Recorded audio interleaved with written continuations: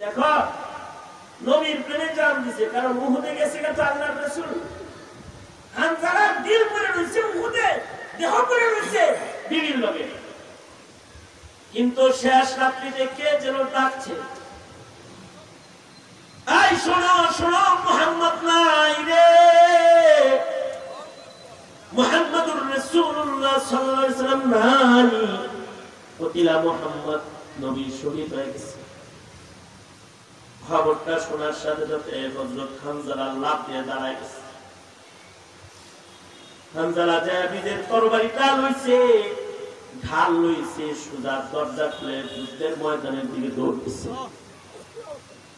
দরজায় দাঁড়ায় নতুন বিবি বাসর ঘর থেকে ডেকে বলে, স্বামী গো, কেবল বিয়ে হলো, এক রাত্রি সাথে রইলেন, চলে যাইতেছেন, যান, শহীদ হইলে জান্নাতে দেখা হবে, আর গাজী বলে ঘরে আবার আসবে। কিন্তু বিবি হিসেবে একটা আবদার করি, স্বামী রে, আপনি নাপাক বদনে আপনি যায়েন না, আজ কম ফরজ গোসলের পানি তৈয়ার আছে, একটু গোসল করে পবিত্র হবে, তারপরে যান। হযরত হামজা বলে, কার জন্য গোসল করব আমি? আমার নবীজি নাই, আমার গোসল নাই, কার জন্য গোসল করব আমি?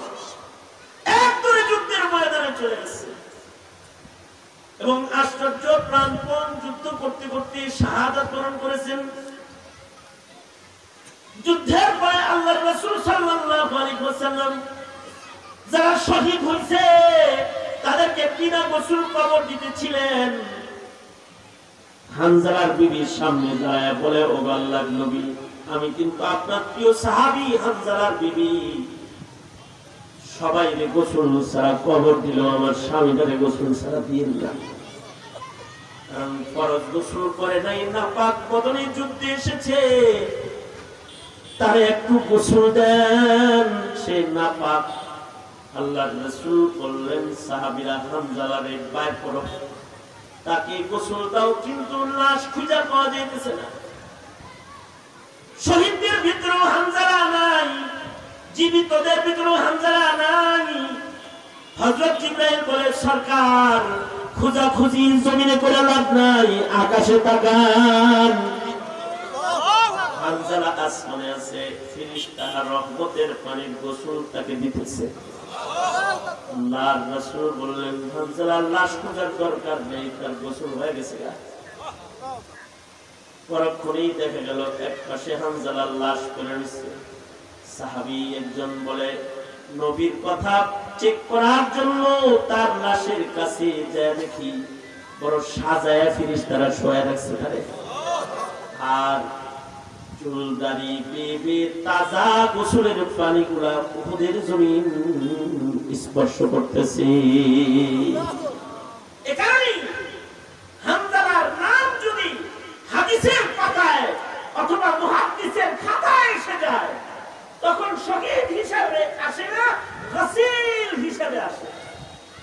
এমনকি হানজালার ছেলের নামও যদি হাদিসের পাতায় এসে যায়, তো বলা হয় রাআহু ইবনুল গাসিল। এমন একজন আশিকের পুরায় হাদিসটা বর্ণনা করছে, যেই আশিকরে আসমানের ফেরেশতারা গোসল দিছে। পুঁজি হলো ইশকে নবী, আল্লাহর রাসূলের প্রেম। কারণ আল্লাহর রাসূলের প্রেম ছাড়া মুমিন হবে কিভাবে?